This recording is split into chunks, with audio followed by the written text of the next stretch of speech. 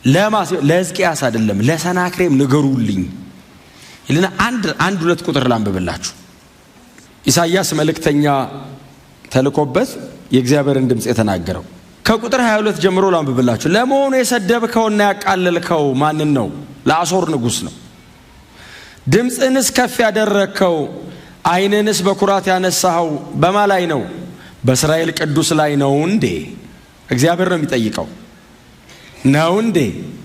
በመልእክተኞች አማካኝነት በአምላክ ላይ የስድብ መዓት አውርደሃል። አያቸውን ጉዳዩን እግዚአብሔር ሲቀይረው እግዚአብሔር ወሰደው ማለት ነው። አሁን በመልእክተኞች አማካኝነት ሕዝቅያስና እስራኤልን የኢየሩሳሌምን አቅም ሳይሆን አምላክን አዋረድክ አለውና እንዲህም ብለሃል አለው። እግዚአብሔር የተነበበለት ሰዓት አይደለም የሰማው፣ ሰናክሬም ቆሞ ያወራ ሰዓት ነው እግዚአብሔር የሰማው። እንዲህ ብለህ ጽፈልኛል ሲል እንዲህም ብለሃል አለውና በብዙ ሰረገሎቼ የተራሮቹን ከፍታ የሊባኖስንም የመጨረሻ ጫፍ ወጥቻለሁ። ረጃጅም ዝግባዎችን ምርጥ የሆኑትን ጥዶቹንም ቆርጫለሁ። ወደ ሩቅ ዳርቻዎቹ ወደ ውብ ደኞቹም ደርሻለሁ። በሌሎች አገሮችም የውሃ ጉድጓድ ቆፍሬያለሁ፣ በዚያም ውሃ ጠጥቻለሁ። በእግሬ ጫማዎች የግብፅን ምንጮች ሁሉ ረግጬ አድርቄያለሁ። ይሄ ሁሉ ሰናክሬም ያለው እግዚአብሔር የሰማው ነው። ቁጥር 25 እንደዚህ ይላል፣ ከብዙ ጊዜ በፊት ይላል እግዚአብሔር ሰናክሬምን ሪማይንድ አረገው። ላስታውስ ይሄን ብለሃል ላስታውስ አሉና ከብዙ ጊዜ በፊት ይህን እኔ እንዳደረኩት አልሰማህም ነበርን? ግብፅን እንደቀጣኋት አልሰማህም? ግብፅ ሄጄ ምንጯን ረግጬ አድርቄያለሁ ሲል ባህር ከፍያለሁ አለው እግዚአብሔር። ረስተው ነው? አልሰማህም እንዴ አለው። ትዝ ካላለ አንተ ጋር ደግመዋለሁ። አልሰማህም ነበርን አለና ስሙኝ፣ እቅዱን ገና ድሮ አውጥቼ አሁን ግን እንዲፈጸም አደረኩት። አንተ በተለያዩ መንግስታት እየዞርክ እነዚህ ነገሮች እንድታደርግ እኔ አስቀድሜ አቅጄ ከኔ ዕውቅናና ሉዓላዊ ስልጣን ውጭ አይደለም የምትሮጠው አለው። አስቀድሜ ነው ያቀድኩት አለው። የታሪክ ባለቤት እግዚአብሔር ነው። ሂስትሪ ሜክ የሚያደርግ እግዚአብሔር ብቻ ነው። እኔ ቀድሞ አቅጄዋለሁ አለው። አንተ አገልጋይ ነህ አለው። እንደፈለኩ ነው ማረጋል። አቅጄ እንደነበር አሁንስ እንዲፈጸም እንዳደረኩ ይህን የተመሸጉትን ከተሞች አንተ የድንጋይ ክምር ማድረግ ነው አለው። የኔ እቅድና አሁን የተፈጸመው ቀድሜ ያቀድኩትና አሁን የተፈጸመው የተመሸጉ ከተሞች ገብተህ የድንጋይ ክምር ማድረግ ነው አለው። ክብር ለእግዚአብሔር ይሁን። ከዛ በኋላ እግዚአብሔርና እሱ ይነጋገራሉ። የመጨረሻ ቁጥር 34 ላይ እግዚአብሔር የመጨረሻውን ተስፋ ሰጠ። እግዚአብሔር ሕዝበ እስራኤልን ወይንም ኢየሩሳሌምን የማድንበት ምክንያቴ ስለ ራሴና ስለ ባሪያዬ ስለ ዳዊት ስል ይህችን ከተማ አድናት ዘንድ እጋርዳታለሁ አለ። እግዚአብሔር ሆይ ለምንድን ነው ሕዝብን የምታድነው ሲሉት ስለ ራሴ እኔ እግዚአብሔር አዳኝ ስለሆንኩ ለክብሬ ስለምጠነቀቅ የሚያድን እግዚአብሔር ነው እንድባል ስለ ራሴ አለና ቀጥሎ ስለ ባሪያዬ ስለ ዳዊት ስል። ሕዝቅያስ በጸለየው እግዚአብሔር የሚጠቅሰው ዳዊትን ነው። ስለ ራሴ ስለ ክብሬ፣ ቀጥሎስ ስለ ባሪያዬ ስለ ዳዊት ስር። የዳዊት ስርና መሰረት ቁጥቋጦ የሚቀጥል ላይን አለው። ስለዚህ እግዚአብሔር መሲያኒክ ላይን እንዳይቆረጥ ይሁዳን እጋርዳታለሁ አለ። የምታደጋት ስለ ክብሬ ነው። ቀጥሎ የምታደጋት ደግሞ ስለ ባሪያዬ ስለ ዳዊት ስል ነው። እግዚአብሔር እየጠቀሰ ያለው አንድ ዳዊት የሚባል 40 ዓመት ሙሉ እስራኤል ላይ የነገሰ አንድ ንጉስ አይደለም። እግዚአብሔር እየጠቀሰ ያለው መስመር ነው። እግዚአብሔር እየጠቀሰ ያለው እግዚአብሔር የማዳኛ እቅዱን ነው እየተናገረ ያለው። ዳዊትማ አንቀላፍቷል። ከዳዊት በኋላ ሰለሞን ተነስቶ አንቀላፍቷል። ከዛ ሮብዓም ኢዮርብዓም ብዙ ነገስታት አንቀላፍተው ጨርሰዋል። እግዚአብሔር አሁን ሜንሽን እያረገ ያለው ገስቶ ያንቀላፋ ንጉስ አይደለም። ሜንሽን እያረገ ያለው የዚያ ቤት ላይ የተጀመረ የዚህ ግንድ ስርና መሰረት የሆነ መጽሐፍ ቅዱስ አንብባችኋል። የዳዊት ስርና መሰረት የሚል በስጋ ከዳዊት ዘር የተወለደ እንደ ቅድስና መንፈስ ከሙታን በኃይል በመነሳቱ የእግዚአብሔር ልጅ ሆኖ ስለተገለጠው ስለ ልጁ ስለ ኢየሱስ ክርስቶስ ነው የሚል ቃል አንብባችኋል። ሮሜ ምዕራፍ 1 ቁጥር 5 ላይ። ስለዚህ እግዚአብሔር እየተናገረ ያለው አሁን እኔ የሚያሳስበኝ አሁን ባላችሁበት ሁኔታ እናንተን ማዳን አለማዳን ብቻ ሳይሆን መሲያኒክ ላይን አለኝ ነው እግዚአብሔር እያለ ያለው። በዚህ ዘር በኩል የሚቀጥል በጣም ብርቱ የሆነ የማዳን እቅድ ውስጥ አለው አለ እግዚአብሔር። ስለዚህ አንደኛ ስለ ክብሬ ይጨነቃለሁ። ሰድቦኛው ማንንም አልተውም አለ እግዚአብሔር። ክብሬን የነካኝ አለ እግዚአብሔር። ስለዚህ እግዚአብሔር ይሄንን ከተማ ለማዳን እጋርደዋለሁ አለ። እንዴት አድርጌ እንደማድን ለማንም ሰው ዲዛይኑን አልናገርም፣ ግን አድናቸዋለሁ አላቸው። ሰናክሬም ምን ብሏል? ይሁዳ ከተማ ህዝብ ሕዝቅያስ እንዳያታልላችሁ አምላካችን እግዚአብሔር ያድነናል ብሎ እግዚአብሔር ደግሞ መጣና በኢሳይያስ በኩል እንደዚህ አለ፣ የሰራዊት ጌታ እግዚአብሔር እቺን ከተማ አድናት ዘንድ ጋርዳታለሁ ይላል አለ። አሁን ማመን የህዝቡ ነው።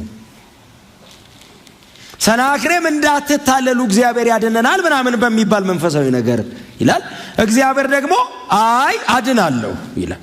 ከማድረጉ በፊት ተናገረ እግዚአብሔር፣ እታደጋችኋለሁ። አይመስልም? የጨለማው ጥልቀት፣ የሰናክሬም ጉልበት፣ የከተማ መውጫና መግቢያ በር ተዘጋግቷል። መሞት ወይንም ከሰናክሬም ጋር መስማማት ነው አይደል? አሁን ያለው ምርጫ ወይ ለሰናክሬም እጅ ሰጥቶ ያለውን በሙሉ አግዞ እንዲወስድ ማገዝ ነው፣ አለበለዚያ ኖ ካሉ መሞት ነው የተጋረጠው ፊታቸው።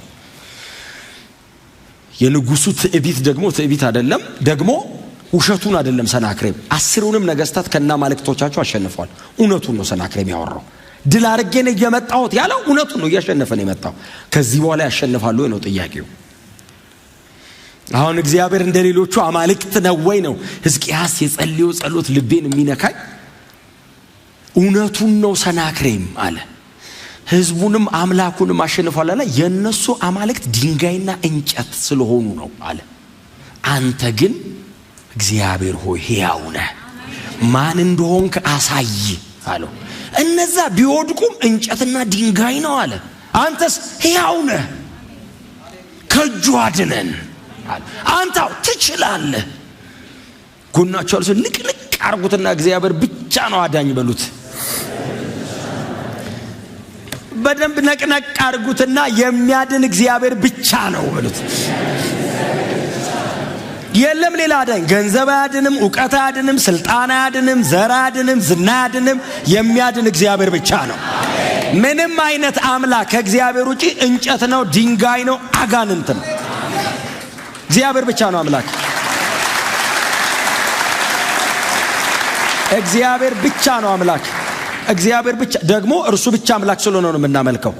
እርሱ ብቻ አምላክ ስለሆነ ነው የምንከተለው። ሌላ አምላክ የለም። ብዙ ጊዜ ደጋግመን እናገራለን። የአሕዛብ አማልክት ይላል። አይን አላቸው፣ ጆሮ አላቸው፣ አፍ አላቸው፣ እግርና እጅ አላቸው፣ አይሄዱም፣ አይሰሩም ይልና ምን አለ? ድንጋይ ናቸው፣ እንጨት ናቸው ቢል ዳዊት አጋንንት ናቸው አለ። አልቲሜትሊ ከእግዚአብሔር ውጭ ከሆነ አጋንንት ነው አለ። እስቲ አሜን በሏ። እግዚአብሔር በልጁ በኢየሱስ ክርስቶስ በኩል ብቻ ነው የሚያድነው። 100 መንገድ ካለ አንዱ ብቻ ነው እግዚአብሔር። 99 ውስጥ የለም እግዚአብሔር። በልጁ በኩል ብቻ ነው እግዚአብሔር የሚያድነው። ንጹህ ነው መንገዱ፣ ቅዱስ ነው መንገዱ፣ የተገለጠ ነው። ክብሩን እያሳየ ነው የሚያድነው። እግዚአብሔር ሲያድነው ላንተ አይጠነቀቅም፣ ለክብሩ ነው የሚጠነቀቀው። ላንተ አይጠነቀቅም። እንዴት ያርጎ ያመሰግነኝ ይሆን ብሎ አይደለም የሚያድነው፣ ክብሩን ጠብቆ ነው የሚያድነው። ስለዚህ በራሱ ልክ ነው ማዳኛው። ማመስገኛ ቃል ሁሉ ነው የሚያጥርህ። እኔ አድናለሁ አለ። ሕዝቅያስም በጣም ኮንቪክሽኑ በጣም ሲሪየስ ነው። እነዛ ጣዖታት ናቸው፣ አምላክ አይደሉም። አንተ ግን ነህ አለው። አውቃለሁ አለው።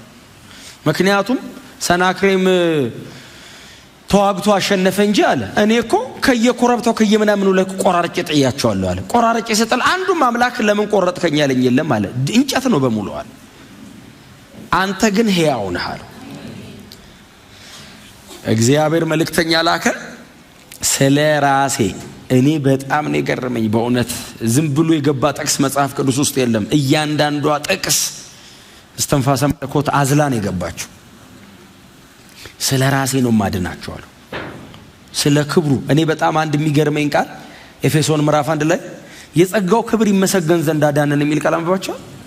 ለምንድን ነው ያዳነኝ? የጸጋው ክብር እንዲመሰገን ተመስገን እንዲባል ነው ያዳነኝ። እስቲ አሜን በሉ። አይ ስለሚወደንም ነው አይክፋችሁ እንጂ እኔ ጥቅስን ያወራሁት እኔ ምንም ነገር አላወራሁም። ጥቅስን ያወራሁት ምን ጥያቄ ያለው ስለሚወደኝ እንዳዳነኝ። ግን የጸጋው ክብር ኢቭን ሳልቬሽን ድነትን እግዚአብሔር ለሰው ልጆች ያደለው የጸጋው ክብር እየተመሰገነ እንዲኖር ነው። ሰማይ ተጠራርገን ስንገባው ነው። አሁን እንገባለን ሰሞኑን ጌታ ቢመጣስ መሬትን ለሚወዷት ሰዎች ትተህ ነው? ግንባር መሬት ነው ሰተን ፊት ጀርባ የሌለው ሀገር እንገባለን። የትም ኤኒዌር ሎኬሽን በእውነት ሰማይ ሁሉም ግንባር ነው። መጽሐፍ ሲናገር ከተማይቱ እኮ እንኳን መኖሪያ ቤት እንዳይመስል ቤተ መቅደስ የለውም አገሩ ይላል። አገሩ ቤተ መቅደስ የለውም። ለምን ሲሉት እግዚአብሔር በሁሉ ቦታ ይኖራልና ይላል። የትም እግዚአብሔር አለ። ሮጠ ከወደቅ የእግዚአብሔር ክብር ላይ ነው የምትወድቀው ሰማይ። ክብር ለኢየሱስ። አዳኝ እግዚአብሔር ነው። ስሙኝ፣ ይሄ ሁሉ ነገር አልቆ ተጠቅልሎ ሰማይና ምድር ካፉ በሚወጣ ትኩሳት እንደዚህ የምንገበገብላት መሬት እንደዚህ በጣም የምንጨነቅለት ምድር ሁሉ ካፉ በሚወጣ ትኩሳት ተቃጥሎ አልቆ ሰማይ ስንሄድ ከቅዱሳን መላእክት ጋር ተደምረን ተቀላቅለን ሁሌ ቅዱስ ቅዱስ ቅዱስ እንለውና ከዛ ስታርዳልና ቀደም ሲነገር ነበር ከነገድ ከቋንቋ ከህዝብ ከወገን ለይተ ለአባት መንግስትና ካህናት እንድንሆን አደረከን። ጸጋ ይህንን አደረገ። ተመስገን። ያዳነን ለዚህ ነው። አሜን በሏ። እና እግዚአብሔር ስለራሴ አለ። ለምን ነው ስለራሴ? ቀጥሎ ስለ ባሬ ስለ ዳዊት ስል አድናችሁ ዘንድ እጋርዳታለሁ አለ። በጣም ይገርመኛል በእውነት። አድናችኋለሁ ብቻ አይደለም አይደል ቃሉ የሚለው አድናችሁ ዘንድ አለ እጠብቀዋለሁ ጋርጄ ቆማለሁ አለ። ከዛ እናንተን ጋርድና አላው የሚያልፍ ነገር አለ እናንተ ጋር እንዳይመጣ ጥፋቱ እናንተን ጋርጄ አድናለሁ። እዛ መንደር ግን እምልከው ነገር አለ አለ። ከዛ በኋላ አንብቡት እናንተ እግዚአብሔርና የሰናክሬምን ጦርነት። እግዚአብሔር እስኪነሳ ያለው ሲቃይ እንዳይመስላችሁ። ቶሎ አይነሳም። ለምን ነው ቴክ ኦቨር ማድረግ ብዙ ነገር ለራሱ መውሰድ ስለሚፈልግ ቶሎ አይመጣም። ተጋገዝን የምንልበት ደረጃ አይመጣም። ድሮም ጸልዬ ነበር የምንልበት ደረጃ እግዚአብሔር አይመጣም። ሙልጭ ካለ በኋላ ባለፈው ሳምንት እንደነገርኳችሁ ሊሰቀል ባለበት በዚያው ምሽት አይደል እግዚአብሔር የመጣው። ለጥቂት እኮ ነው ባይዘው አንዱ ቀድሞት ቢገባ ኖሮ እኮ ያልቅ ነበር። ታሪኩ ሌላ ነበር። መጽሐፍ አስቴር የሚባልም ላይኖረን ይችል ነበር። አይዘገይም፣ አይቀደምም።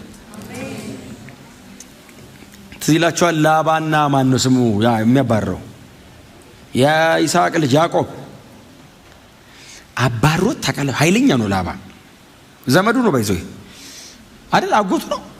አጎቱ እኮ ነው የርብቃ ወንድም አይደል እንዴ?